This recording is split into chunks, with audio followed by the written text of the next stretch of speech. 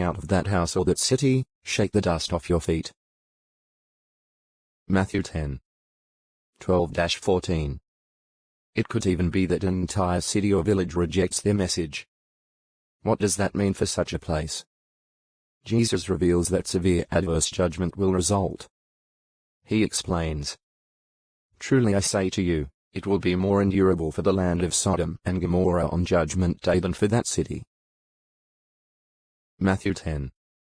15.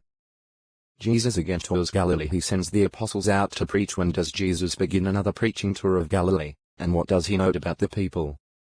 How does Jesus send out the 12 apostles, and with what instructions? In what sense has the kingdom drawn near? 49-123. Jesus provides his apostles with excellent instructions on how to carry out the preaching work as they go forth in pairs. He does not stop there, however. He kindly warns them about opposers. "Look, I am sending you out as sheep among wolves. Be on your guard against men, for they will hand you over to local courts, and they will scourge you in their synagogues. And you will be brought before governors and kings for my sake." Matthew 10. 16-18. Yes, Jesus' followers may encounter severe persecution, yet he reassuringly promises them, "When they hand you over, do not become anxious about how or what you are to speak, for what you are to speak will be given you in that hour. For the ones speaking are not just you, but it is the Spirit of your Father that speaks by you." Jesus continues, "Brother will hand brother over to death, and a father his child, and children will rise up against parents and will have them put to death. And you will be hated by all people on account of my name, but the one who has endured to the end will be saved." Matthew 10. 19-22. Because the preaching is of primary importance, Jesus emphasizes the need for his followers to be discreet so as to remain free to carry out this work. He says, "When they persecute you in one city, flee to another. For truly I say to you, you will by no means complete the circuit of the cities of Israel until the Son of Man arrives." Matthew 10. 23. What outstanding instructions, warnings, and encouragement Jesus gives to his 12 apostles. You can appreciate, though, that these words are also meant for those who will share in the preaching work after Jesus' death and resurrection.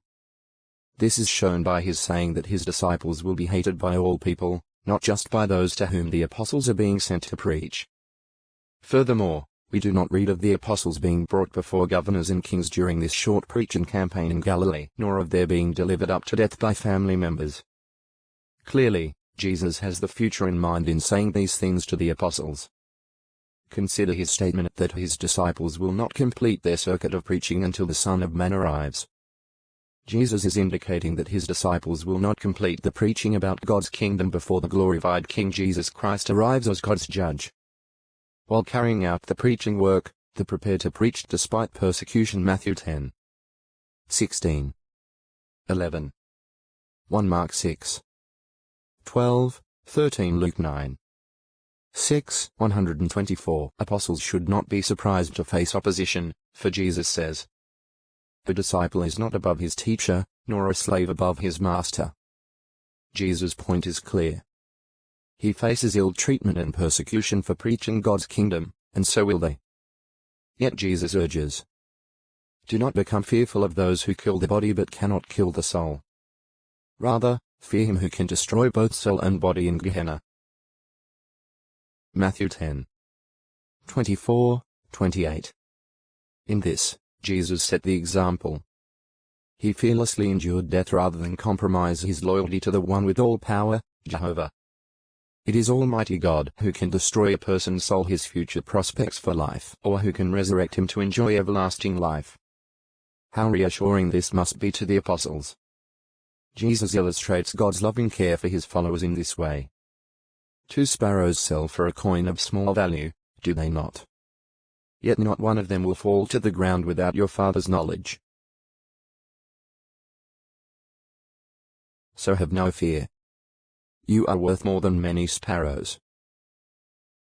Matthew 10. 29, 31. The message Jesus' disciples preach will divide households,